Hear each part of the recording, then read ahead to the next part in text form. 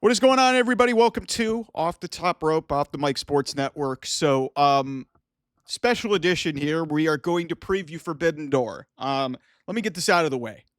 This pay-per-view may admittedly be very good with a lot of great wrestling matches because that's what AEW does, but there is zero emotion outside of maybe a match or two that you really are tied into. It's really about the action. And you know what?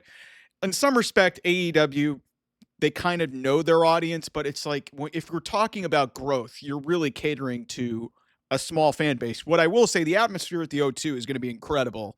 If they open up more seats, they're going to break the and I don't know if this is the indoor time, but it's the attendance record at the O2 is like somewhere in the mid 17,000s. They're at like about 17,200, I think, for this show. But a lot of the matches on this show are little to no emotional investment, and also there's not a lot of forbidden in this Forbidden Door. This concept died after the first year. Well, actually, maybe the second pay-per-view was actually pretty good because you got Kenny Omega and Will Ospreay, and then obviously Bryan Danielson and Kazuchika Okada. But yeah, in large part, this show is really uneventful. So I'm going to run through the card here. They added 4 matches on Collision. All of them are either a trios or an all-star 8-person tag, which is just, quintessential Tony Khan booking. First 8-man all-star tag match is the Paragon, which is Kyle O'Reilly and Roderick Strong, El Desperado, and Yuya Yamura. I think he was in TNA. Correct me if I'm wrong in the chat. Versus Crew, Action Andretti and Leo Rush. Where the fuck have they been? And the Don Callis family, which is Hechicero and Josh Alexander. Side note, I do enjoy Don Callis's intro of Hechicero, which is very funny. I'll take the baby faces here. It just feels like, I'll take the baby faces on that side in this one. Then we get the 8-woman all-star tag. It's the Triangle of Madness, Julia Hart, Sky Blue, and Tekla, along with Megan Bayne. Penelope Ford sitting out this match, taking on Harley Cameron, Chris Statlander, Queen Aminata, and Willow Nightingale. So this is an all-star 8-woman tag. A lot of people were hoping for women's blood and guts. Maybe that's what this ultimately leads to. I'm going to take the heels to win this one. I'll say Megan Bayne gets a pin here. They're going to play up the tension, I think, between Chris Statlander and Willow Nightingale. I think that's ultimately what we'll do.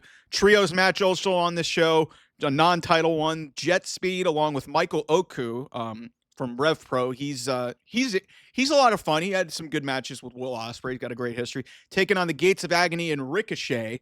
I will take Gates of Agony and Ricochet to win because although it would be hilarious if they lost, but if you're trying to build up a group, maybe Kevin Knight and Speedball, but listen, I'll take the heels here, even though it's some Ricochet losing would be kind of hilarious.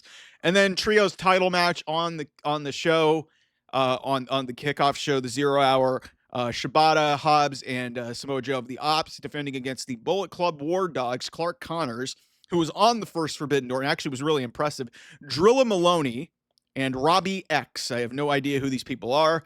I'll say the Ops retain. I don't see a New Japan trio winning the AEW Trios Championship, so that's pretty much cut and dry here. All right, let's get to the main card. We'll start with this one. Cope and Christian taking on Killswitch and Kip Sabian. I kind of think that it would make some sense for Killswitch in his first match back to get a win. But I think Cope and Christian are going to win. Kip Sabian's going to eat the fall here, and we're going to move on to Cope and Christian doing something else down the line. So that'll be that match.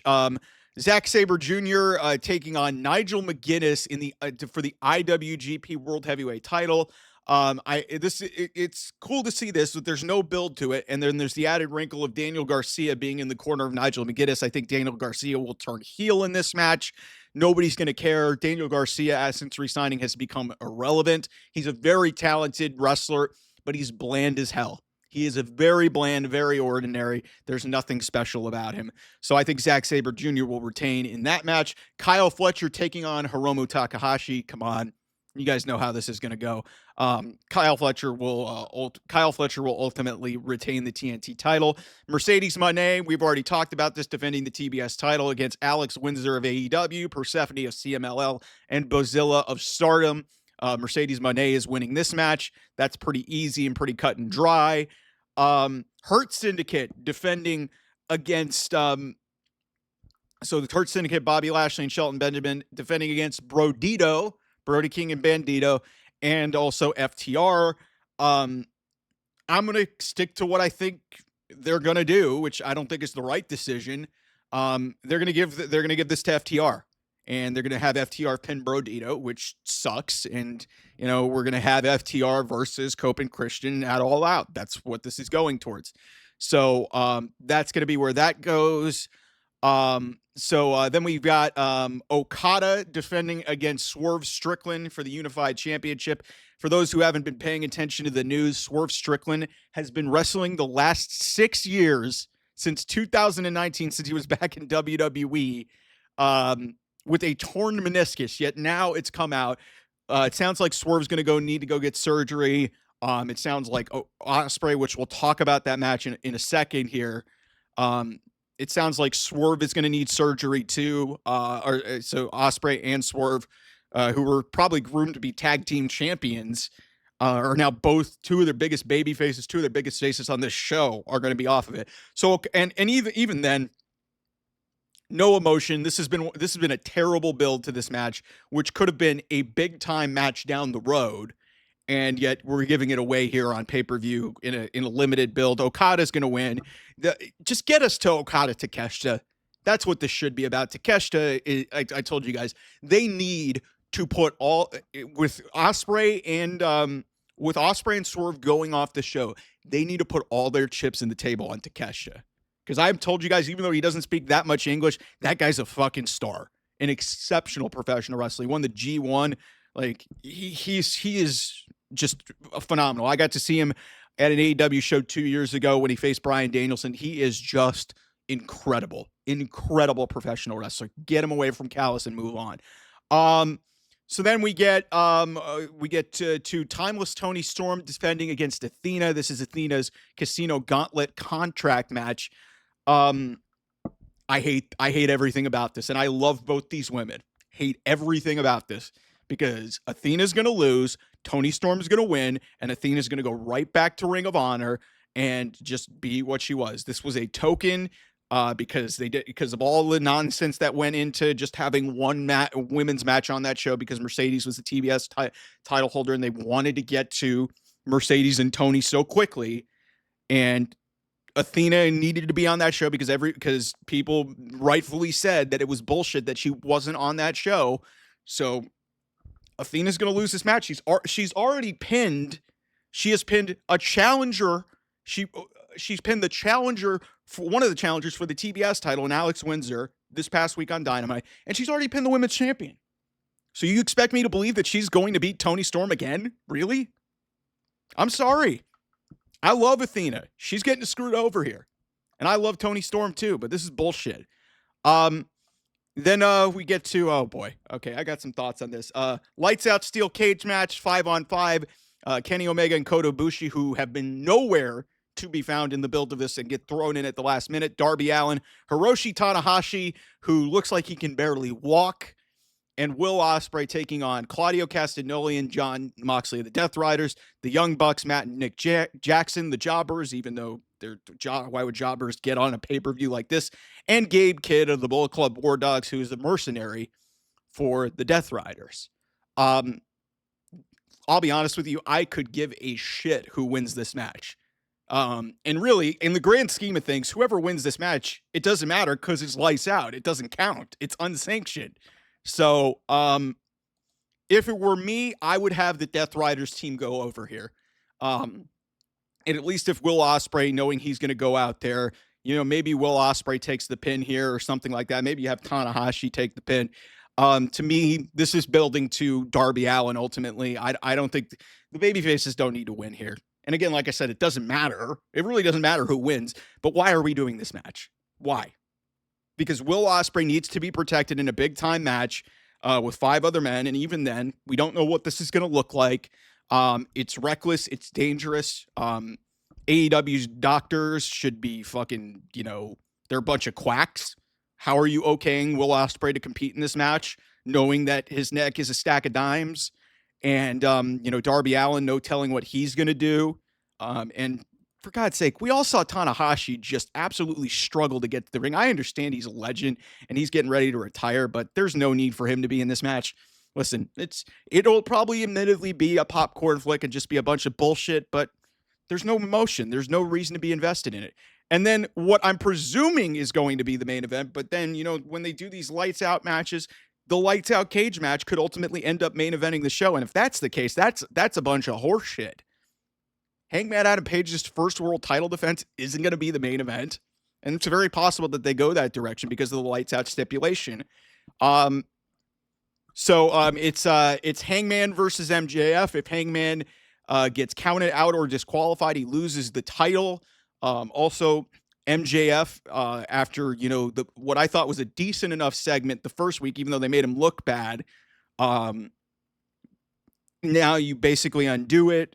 I think Mark Briscoe is going to get involved in this match and ultimately cost MJF the match, and I don't think there is going to be a cash-in following that. I think Hangman will ultimately walk out with the world title, and MJF will still have the contract stipulation, the casino gauntlet privilege in his back pocket, so MJF will probably go off and do other stuff, probably feud with Briscoe, and that's where we'll go with this. But long story short, listen, the problem with these shows mostly is they're catered to really one person. It's the diehard sickos of AEW. If this is for you, fine. But if you're trying to grow a company and say you're as good as you ever were, you're not growing people by doing these limited builds and throwing shit out there. And then, like I said, the selling point of this show is Forbidden Door. Where is the Forbidden Door in this show? Everything that is Forbidden Door was forced in with no story whatsoever, which kind of is fitting of the stipulation. But to me, this Forbidden Door should become like AEW's Olympics, if you know what I mean. And maybe I could do a separate video off of this. I think that, the Olympics usually happen, at least the summer ones or the winter ones. Basically, it's every 2 years, depending on if it's summer or winter. But a full Olympic cycle is 4 years. To me, you should do something. You should do a Forbidden Door every 4 or 5 years, because at least that allows you to potentially establish more talent. What's happened with this concept is that AEW has signed so many New Japan and CMLL people that there's nobody crossing over into the Forbidden Door. Tony Khan kind of signed everybody. So it doesn't make this feel any more special. If you separate this out and make it like the Olympics, because what do we know about what do we love about the Olympics? It's every 4 years. It's international pride. We get invested in these events and we learn new people. So if you actually allow this to breathe rather than forcing it, maybe this will register. I know a lot of people are going to look at the attendance and basically say, "Oh my God, what an amazing audience." Guys, they could have put like whatever they wanted to. WWE could have filled this up. The starvation for wrestling on the overseas is insane. Like, you saw what happened with the first all in London. 80,000 people, whatever it was.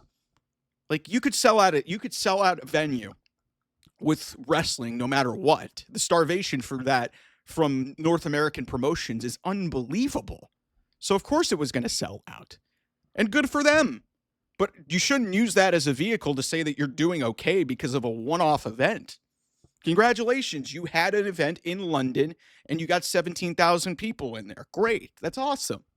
But don't let that cloud your judgment of how this is being perceived. So we'll see how this goes. This should be an interesting show, but to me, the big takeaway for me is there is absolutely, positively zero investment in this show. Like, it's to me, when I go into a wrestling show, I like to be invested in the characters and the story because I want to see what happened. The world title match is about the only thing really that I'm interested in, and I think that's pretty predictable because I can't see Hangman losing the world title a month after getting it. I just don't see that scenario playing out. The women's championship match is very cut and dry because Athena's already beaten Toni Storm. Like, a lot of this is very predictable. And then the lights out steel cage match is just a bunch of nonsense, and you're putting a lot of people at risk. It's really crazy. So, anyway, let me know what you think about these matches. I'll do a post show. I don't think I'm going to watch this show live. Just like I said, there's just not a lot of emotional investment where I'm going to be like, oh my God, I need to watch that show live. So I'll have some reaction after it. Like, I might be able to watch it in bits and pieces and maybe give you guys a full off the top rope recap, but I won't be doing anything live for the show. We'll obviously have stuff leading into Clash in Paris, and obviously college football is underway with week 0. So anyway, thanks so much for watching, everybody. I'll see you guys soon. Bye-bye.